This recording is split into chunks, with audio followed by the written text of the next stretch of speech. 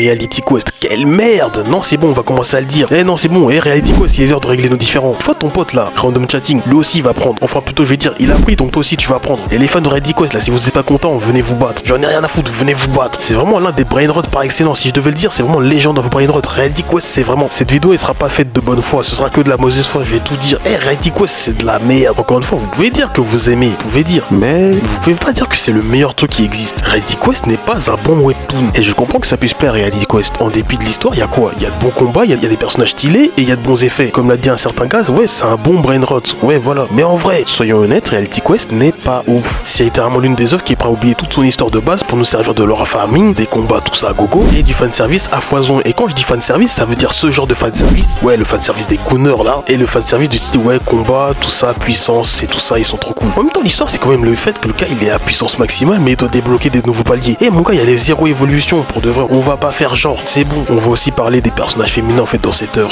Et les personnages féminins qui prennent toute l'œuvre. Pitié, pitié. Oh là là, non, vas-y. En plus, faut voir les fonctions qui leur sont données. Non, parmi tous les personnages secondaires, une grande partie des personnages, c'est juste un harem. Le frérot, il avait un pote au tout début des chapitres, il est passé où? Tout ça pour un harem. Non, c'est bon, on va commencer à le dire. Dans une ère où on aurait pu avoir une adaptation française de Aishisorta, où on sort ça. Jusqu'à quand, Seigneur? Jusqu'à quand? Et aussi, abonnez-vous et rejoignez le serveur.